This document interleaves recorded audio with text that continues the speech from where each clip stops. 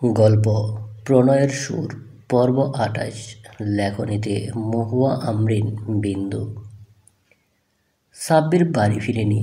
কোথায় গিয়েছে সেটাও কেউ জেরিনকে বলছে না। জেরিনের মনটা ভীষণ রকম খারাপ। সাব্বিরকে এতগুলো কল করেছে, কিন্তু ছেলেটা ভাব নিয়ে ফোন রিসিভ করলো না। মন খারাপ নিয়ে সিঁড়ি বেয়ে উপরে উঠছিল, তখনই শুনতে পেল হামিদা বেগম সাহারা বেগমকে বলছে, জেরিনকে বিয়ে করে অযথা মাঝখান থেকে সাব্বিরের জীবনটা নষ্ট হলো রে সাহারা। ছেলেটা আমাদের কত ভালো, ও একটা ভালো মেয়েকেই তো জীবনসঙ্গী রূপে আশা করবে। আমরাও করছিলাম নিজের মেয়ে হোক। জেরিনও যদি অন্য কোথাও বিয়ে করতো, জানি কোনো অভিযোগ আমরা পেতাম না। কিন্তু ওর ব্যবহার দেখছিস দিনকে দিন কেমন হচ্ছে। সাব্বিরকে একটু সম্মান পর্যন্ত করে না। ছেলেটা ওর মতো ওকে থাকতে দিয়েছে, সব কিছু ওর মতো করার অধিকার দিয়েছে। নিজের কথাও একবার ভাবলো না। আর ও কি করলো? স্বার্থপরের মতো ছেলেটা অপমান করে দিল। জেরিনের ওই দিন বিয়ে না হলে আহামরি তো কিছুই হতো না। পরিবারের সম্মান সম্মান করে ওদের দুজনের জীবনকে কেমন এলোমেলো হয়ে গেল। সাব্বির আর ওর ডিভোর্স হয়ে যাক, দুজন নিজেদের মতো থাকুক, তাও এভাবে একে অপরকে অপমান অপদস্থ করুক।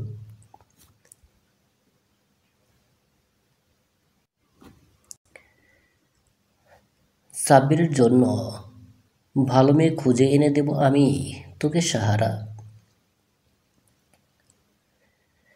জেরিনের কথাগুলো শুনেই কেঁদে দিল। এমনিতেই মন খারাপ ছিল, তার উপর নিজের মায়ের কথাগুলো একদম সহ্য করতে পারল না যেন। দৌড়ে চলে গেল নিজের রুমে। হামিদা বেগমের কথা শুনে সাহারা হেসে বলল, আহা আপা, তুমি কবে থেকে বাচ্চাদের কথা কানে নিচ্ছ বলো তো? ওই গাদা দুটোকে চিনো না তুমি? এই আবার দেখবে এদের মিলমিশ হয়ে যাবে। সাব্বিরের জন্য জেরিনের থেকে ভালো মেয়ে কোথায় পাবে বলো? আমার ছেলে যা তেদর, দেখতেই সহজ সরল, সারাদিন কি মেয়েটাকে কম জ্বালায় বলো? এরকম করলে অন্য কেউ সহ্য করতে পারবে? 2 দিন না হতেই অন্য মেয়েরা পালাবে। এসব ডিভোর্সের কথা বলো না তো।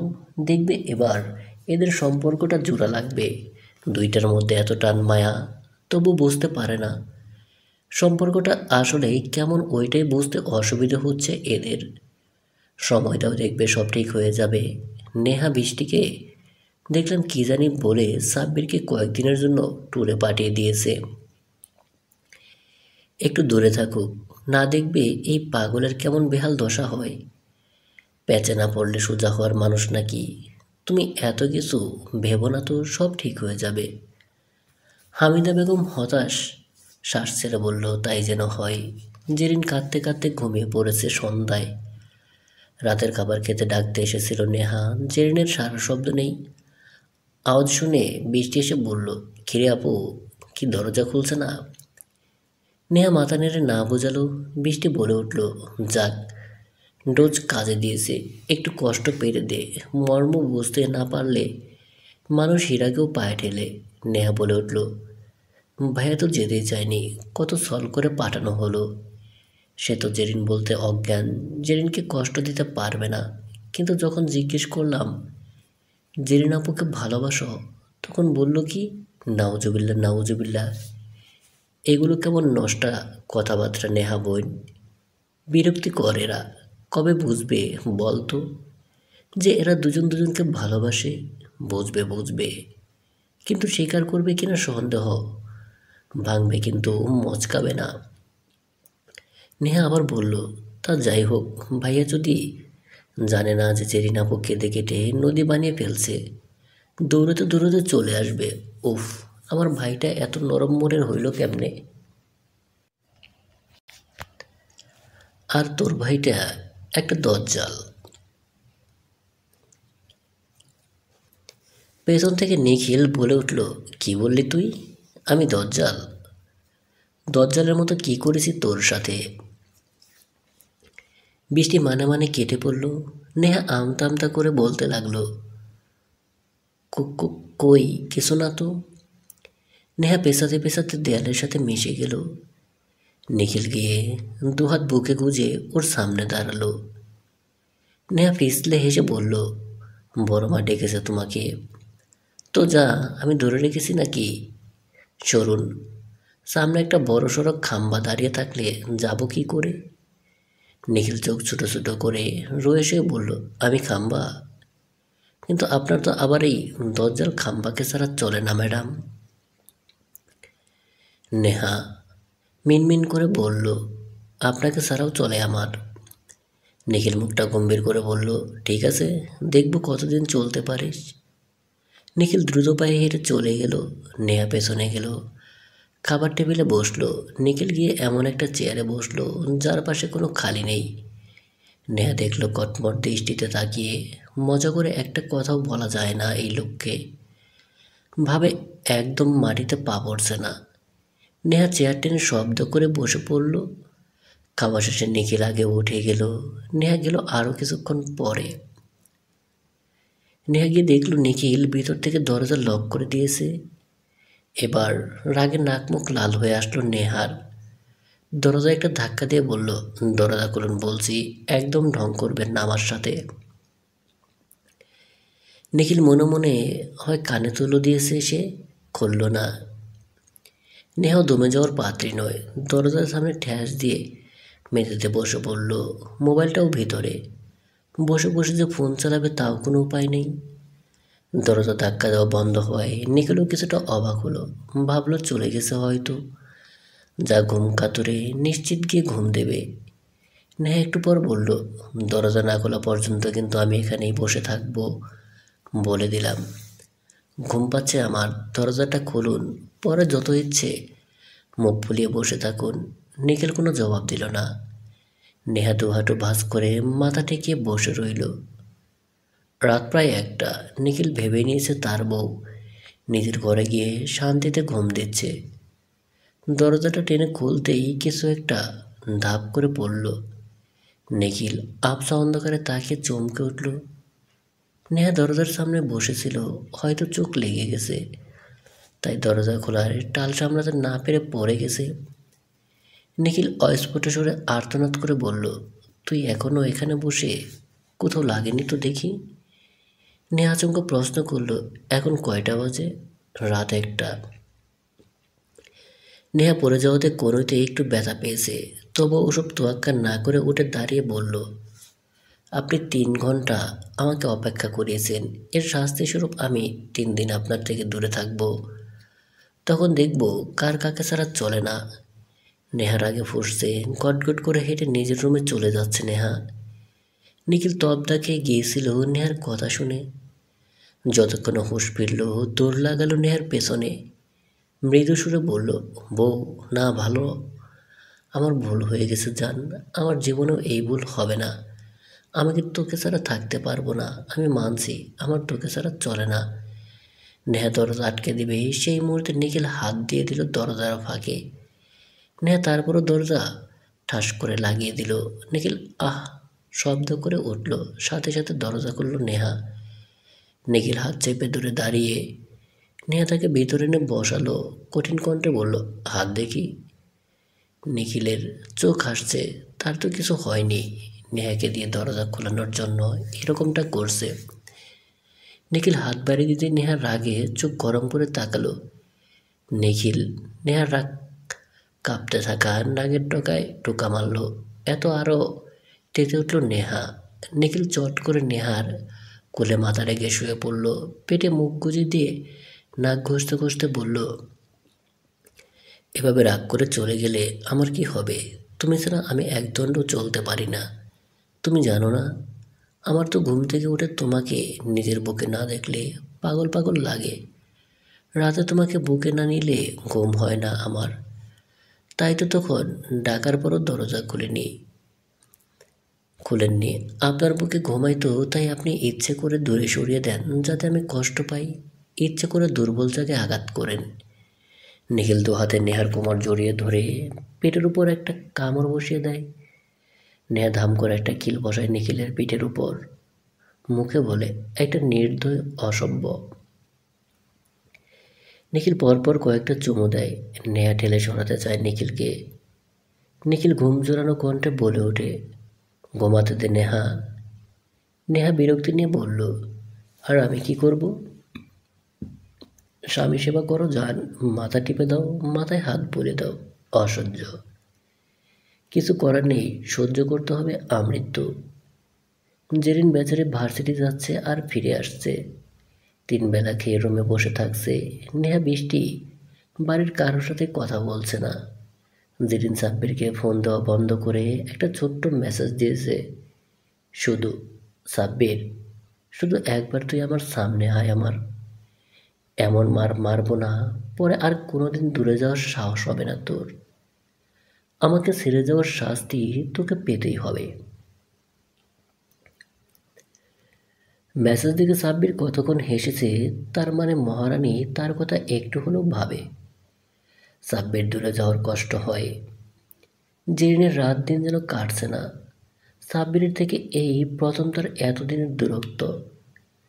ছোট থেকে আজ অবধি বেড়াতে গেলেও একসাথে গিয়েছে, সারাদিন ঝগড়া করেছে, কথা বলা বন্ধ করেছে, আবার মিলেও গেছে পরের দিন। কিন্তু এখন সময়টা বিষাক্ত লাগছে জেরিনের কাছে, দম বন্ধ হয়ে আসছে যেন। বাড়ির সবার মাঝে নিজেকে চরম শূন্য মনে হচ্ছে। পুরো বাড়ি জুড়ে শুধু নিজের আর সাব্বিরের সব পুরনো স্মৃতি ভেসে বেড়াচ্ছে। এই তো সাব্বিরের সাথে তার খাবার টেবিলে খাবার নিয়ে ঝগড়া, সোফায় বসা নিয়ে ঝগড়া। সবচেয়ে বেশি মিস করছে সাব্বিরের কোলে মাথা দিয়ে ঘুমানোটা। ছেলেটাই কয়েকটা মাসে যেন আরো বেশি নিজের সাথে জড়িয়ে ফেলেছে জেরিনকে। জেরিনের কি যেন হয় কে জানে, কোনো এক অদৃশ্য বাঁধন এসে সাব্বিরের রুমে ঘুমোতে ছেলেটার সাথে ঝগড়া না করলে, ওকে না জ্বালাতে পারলে যেন দিনটাকে দিনই মনে হতো না। জেরিন কতদিন কতবার যে মনে মনে বলে, সাব্বির চলে আয় প্লিজ, তোকে না দেখে থাকতে আমার ভীষণ কষ্ট হচ্ছে ইয়ার। কষ্টে বুকের ভেতরটা কেমন খাকা করছে। ছেলেটার কি একবারও মনে পড়ে না তার কথা? এতটাই চোখের কাটা হয়ে গিয়েছিল একটা কথায়, এত বড় শাস্তি দিচ্ছে তাকে। অভিমানে টইটুম্বুর হলো মন, অশ্রুতে ভিজল চোখের কোণ। জেরিনের একরকম চুপসে যাওয়াটা কারোই নজরে এড়ালো না। হামিদা বেগম কিছু বলতে গিয়েও বলল না, তবে মেয়ের ফোলা চোখ, উদাসীন চাহনি তাকে ভীষণ কষ্ট দিচ্ছে। সাব্বিরটা যে কবে আসবে কে জানে। শহীদুল চৌধুরী হঠাৎ জিজ্ঞেস করলো, জেরিন তোর কি হয়েছে মা, এরকম মনমরা দেখাচ্ছে কেন? সাব্বির কোথায়, না বলে কোথায় ঘুরতে গিয়েছে? জেরিন যেন কিছুই শুনতে পায়নি। আবার ডাকাতে জেরিন হকচকিয়ে তাকালো, অস্পষ্ট সুরে বলল, জি ছোট আব্বু। সাব্বির কোথায়, তোকে বলে যায়নি? জেরিন কি উত্তর দিবে বুঝে পেল না। কিছুক্ষণ চুপ থেকে বলল, না। কারো বুঝতে বাকি রইল না দুইটার মধ্যে কিছু একটা হয়েছে, তাই একজন এরকম মরার মতো হয়ে আছে, আরেকজন লাপাত্তা। সেতারা বেগম বললেন, জেরিন বোন, আমার ঘরে একটু আয় তো। জেরিনের খাওয়া শেষ, সে হাত ধুয়ে পেছনে গেল। জেরিন গিয়ে খাটে বসে পড়ল। সেতারা বেগম কাছে গিয়ে বসে মাথায় হাত রেখে বলল, ঝগড়া করেছিস? জেরিন সেতারা বেগমকে জড়িয়ে ধরে হু হু করে কেঁদে উঠল। দরজার বাহিরে দাঁড়িয়ে আছে হামিদা বেগম, সাথে নেহা বৃষ্টি। জেরিন হেঁচকি তুলছে আর বলছে, তোমার নাতি কত খারাপ দেখছো দাদি, একটাবার ফোনও রিসিভ করলো না, রাগ করে চলে গেছে। আমি কি এতই খারাপ নাকি? আমার সাথে থাকলে ওকে খেয়ে ফেলতাম নাকি বলো? আমার কি কষ্ট হয় না নাকি? একা সব কষ্ট শুধু ওর। একবার আসুক, দেখবি এর সাথে আর আমি জীবনেও কথা বলবো না। ওর উঁচু নাক নিয়ে বসে থাকুক। 15 দিন ধরে যখন আসেনি, আর আশা লাগবে না। সেতারা বেগম মুচকি হাসলেন, মাথায় হাত দিয়ে বলল, এত মায়া মোহাম্মদ হইল ঝগড়া করিস কেন? দূরে থাকতে যখন পারবি না তখন যাওয়ার কি দরকার? তোমার নাতি তো বেঁচে গেছে দূরে গিয়ে, ওর তো আমার কথা একটুও মনে পড়ে না। যদি এতই শান্তিতে থাকে আমার মুখ না দেখে, আমিও আর যাব না সামনে। বলেই রুম থেকে বেরিয়ে গেল। বৃষ্টি ফোনের স্ক্রিনে তাকিয়ে বলল, বুঝলে তো ভাইয়া, অবস্থা বেজায় গরম। তোমাকে তান্দুরি চিকেনের মতো রান্না করে ফেললেও আমরা অবাক হব না। সাব্বির বলে উঠল, ঘসটি বেগম তো আমাকে হুমকিমূলক মেসেজও পাঠিয়েছে। ভালো করেছে তুমি না আসলে। সেখানে বসে থাকো। তোমাকে বললাম 7 দিন, আর তুমি তো এক কাঠি উপরে 15 দিন ধরে হাওয়ায় খাচ্ছ। তুই বুঝবি না বলে ফোনটা কেটে দিল। সেদিন আর ভার্সিটি গেল না জেরিন। মন মেজাজ আর তার বিক্ষিপ্ত। অফিসে গুরুত্বপূর্ণ কাজ করছে নিখিল। তার মধ্যে বিদেশি নাম্বার থেকে কল আসতেই চমকে উঠল। রিসিভ করে কানে তুলতেই ওপাশ থেকে বিচলিত কণ্ঠে কেউ বলল, নিখিল। কে জানি সাহিলকে ভুল ঔষধ দিয়েছে, সে এখন পুরোপুরি কোমায় চলে গেছে। কতদিনে জ্ঞান ফিরবে তা জানাতে পারেনি ডক্টর। এবার কি হবে?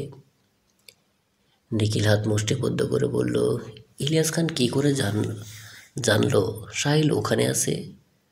তুই ওকে বাসায় শিফট কর, কড়া সিকিউরিটি দিবি, কাকপক্ষেও যেন সাহিলের খবর না জানে। বাড়িতেই নার্স ডক্টর সব কিছুর ব্যবস্থা কর। ওকে। নেহা বৃষ্টি জেরিন আজ একসাথে এসেছে। জেরিনের মন খারাপ, তাই ওরাও এসেছে। সাথে বাহানা দিয়েছে জেরিনের ভার্সিটি করে দেখবে। জেরিন বাধ্য হয়ে চলে গেল। বৃষ্টি নেহা রিক্সা ডেকে উঠে পড়ল। দুজন মিলে বলছে, একটু বাড়াবাড়ি হয়ে গেল না তো আবার? কাছে আসার বদলে যদি দুজন আরও দূরে চলে যায় তখন? ভার্সিটি শেষ করেছে দেরিতে আজ। তপ্ত দুপুরে বিকেল নামলো বলে রাস্তার ধারে ফুটপাতে হাঁটছে জেরিন। হাঁটছে যদি রিক্সা পায় তো নেবে। হঠাৎ কোথা থেকে সেই পরিচিত কণ্ঠে ভেসে আসলো। চশমা টেলে লোকটি এগিয়ে আসলো সামনে। রাস্তাটা শুনশান। লোকটির নামের মতো আজও রাস্তাটা কেমন নীরবতায় নিয়ে সে আছে। অদৃশ্য ভয়রা ভর করলো জেরিনকে। কি করবে বুঝতে পারল না। দৌড়ে কি পালিয়ে যাওয়া উচিত তার এখন, নাকি লোকটার কথা শোনা উচিত? ততক্ষণে নীরব সামনে এসে একটা হাসি দিল। জেরিনের মন তিক্ততায় বেশি উঠল। একটা নিকৃষ্ট কীট ছাড়া অন্য কিছুই মনে হলো না তাকে এই মুহূর্তে। নীরব হেসে বলল, কেমন আছো জেরিন? জেরিনের ভয়ে কাঁপছে, নার্ভাসনেস যেন বেড়েই চলছে। মাথা ঘুরছে তার। এই খারাপ লোকটার সামনা এভাবে করতে হবে বুঝতেই পারেনি। আত্মীয়দের কুটো উক্তি, বাজে কথা, অপমানগুলো যেন কানে বাজছে। সেদিন এতটাও বিচলিত হয়নি জেরিন। মনে হচ্ছে যে কোনো মুহূর্তে জ্ঞান হারাবে সে। তবুও মনে আশঙ্কা জন্মাতে জন্মাচ্ছে, যদি এই লোক তার সাথে কিছু করে তখন। নীরব জেরিনকে ভয় পেতে দেখে হেসে বলল, ভয় পাচ্ছ বুঝি? জেরিনের হাত ধরার জন্য উদ্যোগ নিতেই একটা শক্তপোক্ত হাত জেরিনকে টেনে দুকদম পিছিয়ে আনলো। কাঁধে হাত রাখতেই জেরিন চোখ বন্ধ করে বলে উঠল, সাব্বির।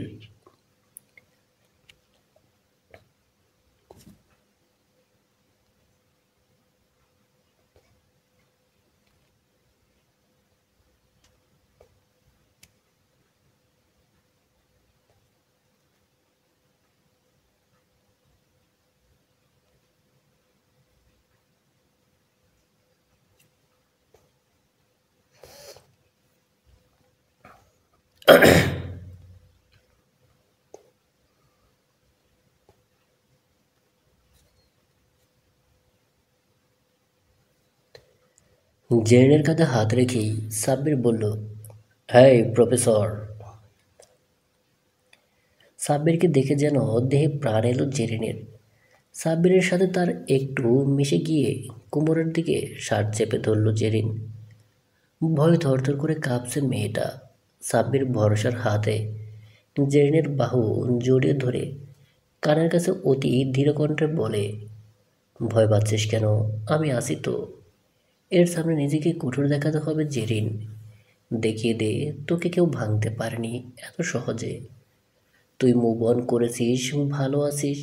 জেরিন অপলক তাকিয়ে উজ্জ্বল শ্যাম মুখশ্রীর পানে কতদিন পর দেখছে এই কাঙ্ক্ষিত মানুষটিকে। সাব্বিরকে দেখে নীরব হেসে বলে উঠল, বাহ, বেস্ট ফ্রেন্ডের বডিগার্ডও কাজ করছো দেখছি, নাকি ভাই হিসেবে নিজের চাচাতো বোনকে পাহারা দিচ্ছ? সাব্বির হাসল, ঠোঁট এলিয়ে, যা মনে করেন তাই। তা আপনি এখানে যে, নিজের গার্লফ্রেন্ডের উপর থেকে রুচি উঠে গেছে বুঝি? অবশ্য যারা এত নিখুঁত প্রেম সংগঠিত অভিনয় করতে পারে, তারা কাউকে আদৌ সত্যিকার ভালোবাসে কিনা সন্দেহ। নাকি অন্য কোথাও মুখ দিতে গিয়ে ধরা পড়েছেন, তাই মুখে থুতু ছিটিয়ে চলে গেছে। যদি মেয়েটি চলে যায় তো ভাববো সত্যি তার কপাল ভালো, না হয় বুদ্ধিমতী।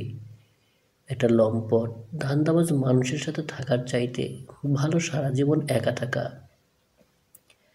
একটা কথা আছে না, দুর্জন বিদ্বান হলেও পরিত্যাজ্য। মুখোশধারী একটা শয়তান আপনি।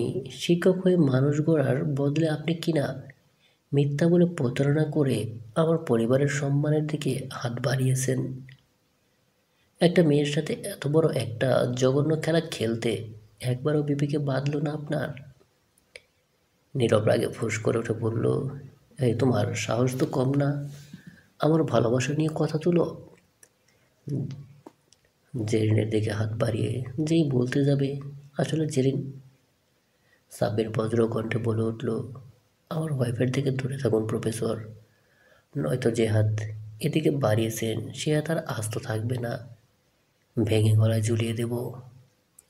সাব্বিরের কথা বিস্ময় ভরা নয়নে তাকালো নীরব, ভ্রুকুটি করে বলল, ওয়াইফ মানে?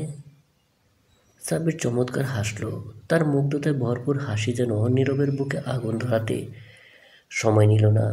সাব্বির বলে উঠল, উফ প্রফেসর, আপনাকে আমার কেন যেন থ্যাঙ্কস দিতে মন চাচ্ছে। আপনি আপনার প্রতিদ্বন্দ্বীকে নিজের ভুলের মাধ্যমে জিতিয়ে দিয়েছেন। আশা করি ওই দিনের কথা ভুলে যাননি।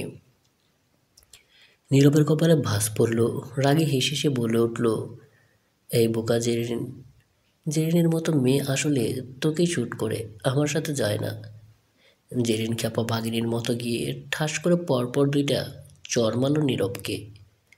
জেরিনের রাগে নাক মুখ লাল হয়ে এসেছে, আঙ্গুল উঁচিয়ে নীরবকে শাসানোর ভঙ্গিতে বলে, তুই কি করে ভাবলি তোকে আমার সাথে মানাবে?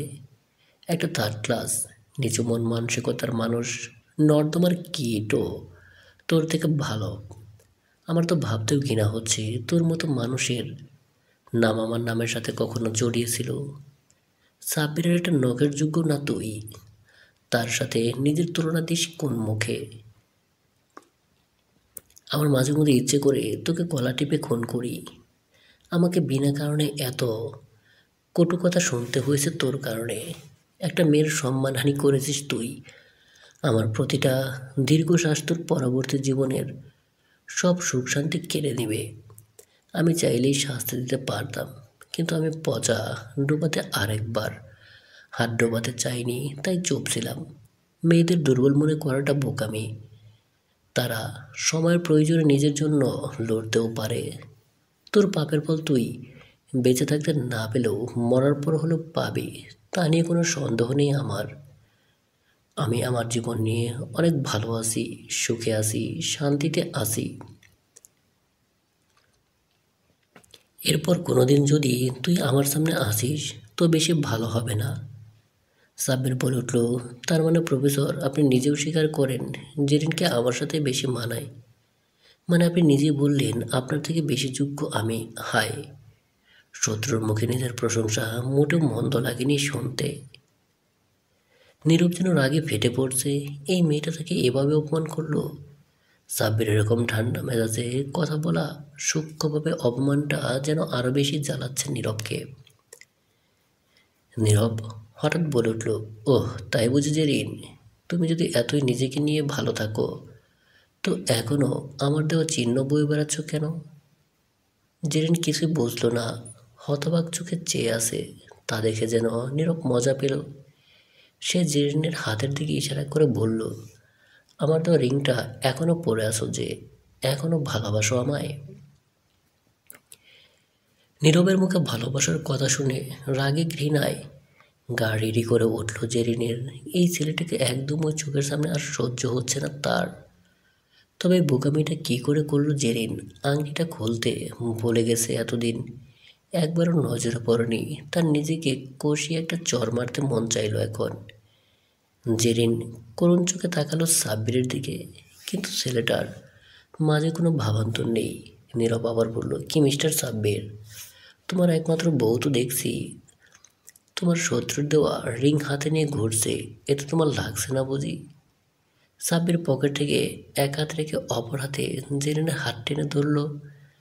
আংটিটার দিকে তাকিয়ে বলে উঠল, সাব্বির জাহান চৌধুরীর বউয়ের হাতে শুধু তার স্বামীর দেওয়া অলঙ্কারের শোভা পায়, যা এখনো পাচ্ছে। কোনো ফালতু মানুষের চিহ্ন অন্তত আমার জেরিন বয়ে বেড়ায় না। আপনি তো চশমা পরেও চোখে কম দেখেন প্রফেসর। সাব্বির জেরিনের হাত থেকে আংটিটা খুলে নীরবের হাতে দিয়ে বলল, দেখুন প্রফেসর, ভালো করে দেখুন, এটা শুধু একটা সামান্য আংটি না।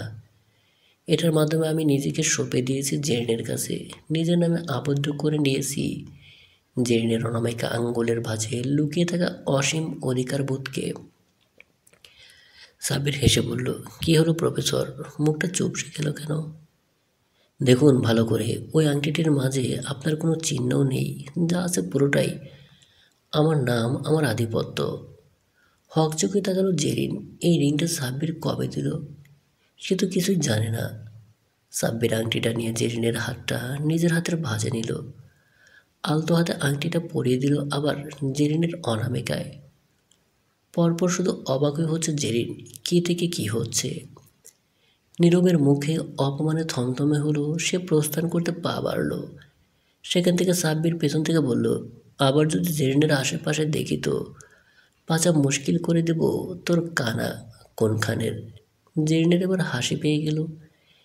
মৃদু হেসে ফেলল। সাব্বির তাদেরকেও কিছু বলল না। হাতের ইশারায় একটা রিক্সা থামিয়ে রাজবাড়ি কণ্ঠে বলল, ওঠ। জেরিন উঠে বসতেই সাব্বির চলে গেল। জেরিন বলে উঠল, তুই যাবি না সাব্বির? সাব্বির পেছনে ফিরে তাকালো না। রিক্সা ছেড়ে দিল চালক। জেরিন তাকিয়ে পেছনের রাস্তার ছেলেটি এভাবে চলে গেল। এত কিসের রাগ সাব্বিরের জেরিনের উপর? বাড়ির কাছে আসতেই জেরিন মোবাইলে বের করে নেহাকে কল দিল। নেহা ফোন রিসিভ করতে বলে উঠল, নেহা, সাব্বির কি বাড়ি ফিরছে? নেহা তখনও দেখলো সদর দরজা দিয়ে সাব্বির আসছে। সাব্বির ইশারায় নেহাকে বলতে বলল যাতে জেরিনকে বলে সে আসেনি। নেহা তাই করলো। যা শুনে জেরিন বলে ওহ বলে ফোনটা কেটে দিল। নিজে মনে ভাবতে থাকলো, তবে কি একটু আগে সাব্বিরের সাথে দেখা হওয়াটাই সবটাই ভুল ভ্রম? কিন্তু কি করে হতে পারে? এটা জলজন্ত মানুষ কি করে মিথ্যা হতে পারে? ততক্ষণে বাড়ির গেটে রিক্সা থামলো। বাড়া বেটিয়ে ভেতরে ঢুকলো জেরিন। দেখলো নেহা মিষ্টি রোফ সাব্বির বসে কিছু একটা নিয়ে হাসাহাসি করছে। জেরিন যারা ধপ করে জ্বলে উঠল। এতদিন দূরে থেকে তাকে কষ্ট দিয়ে ছেলেটার মাঝে কোনো ভাবান্তর নেই, দিব্যি হাসছে। হাসিটা যেন সহ্য হলো না ওর। রাগে কটমট দৃষ্টিতে তাকিয়ে থেকে দ্রুত পা ফেলে চলে গেল রুমে। এর মধ্যে সাব্বির পড়ল সেতরা বেগমের খপ্পরে। একে কে বলছেন তিনি, রাগজিৎ হইলে দূরে থাকা ভালো, কথা না দাদু ভাই।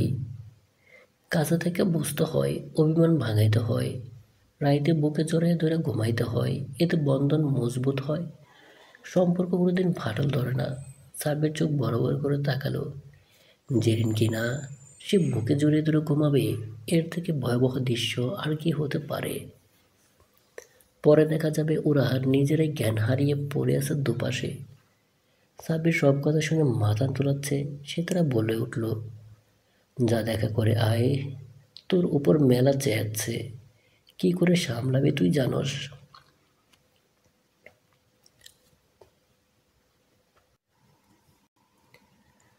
সাব্বির নেহা বৃষ্টির দিকে তাকালো। এই দুই বোন তাকে ফাঁসিয়ে কেমন দাঁত কেলিয়ে হাসছে। জেরিন সত্যি সত্যি এবার না তার কিমা বানিয়ে ফেলে। সাব্বির রুমে গেল। জেরিন নেই। জেরিনের রুমের ভেতরেও খুঁজে এলো, মেয়েটা নেই। সাব্বির হতাশ হয়ে নিজের ঘরে গেল। ভাবলো হাত পা সরিয়ে শুয়ে পড়বে। ঠিক তখন বারান্দা থেকে জেরিন বেরিয়ে আসলো। দুহাত বুকে কুচে দাঁড়িয়ে সে। সাব্বির বুঝলো জেরিন তাকে এবার আচ্ছা মতো দেবে। সাব্বির আমতামতা করে বলল, দেখ জেরিন, আমার আসলে। কথা বলা শেষ করার আগে আকস্মিক কাণ্ডে থতমত খেয়ে গেল সাব্বির। জেরিন এসে শক্ত করে জড়িয়ে ধরেছে তাকে। সাব্বির যে নিজেকে ছাড়াবে সেটাও যেন ভাবতে ভুলে গেছে। হৃদযন্ত্রটা কোলাহল করে কিছু একটা জানান দিচ্ছে, যা ঠাহর করতে অপরাগ সাব্বির। জেরিনের কান্নার শব্দ বিচলিত হলো সাব্বির। জেরিনকে ছাড়িয়ে মুখটা নিজের দোহাতের মধ্যে নিল। চোখের পানি মুছে দিয়ে আদুরে কণ্ঠে জিজ্ঞেস করলো, কাঁদছিস কেন বোকা? জেরিন ফুপি কেঁদে উঠল, আবার অগোছালোভাবে সাব্বিরকে জড়িয়ে ধরল। পিঠের দিকে শার্ট কিছুটা আঁকড়ে ধরে কান্না মিশ্রিত কণ্ঠে বলল, আমাকে ছেড়ে কেন চলে গিয়েছিলি তুই? আর ছেড়ে যাস না প্লিজ। আমি সরি, আর কখনো ওরকমভাবে কথা বলবো না। আমি তোকে ছাড়া থাকতে পারবো না, অনেক কষ্ট হয় আমার। জানি তুই আমাকে ছাড়া থাকতে পারবি, কিন্তু আমি পারবো না। সাব্বির হাসছে, তারপর দাঁত দিয়ে ঠোঁট কামড়ে ধরে বলল, তুই যেহেতু ভাবিস আমি তোকে ছাড়া থাকতে পারবো, তাহলে তো আমারও উচিত এটাই মনে করা, যেহেতু তোকে ছাড়া থাকতে পারবো তাহলে এখানে থাকবোই বা কেন? জেরিন ঝটপট করে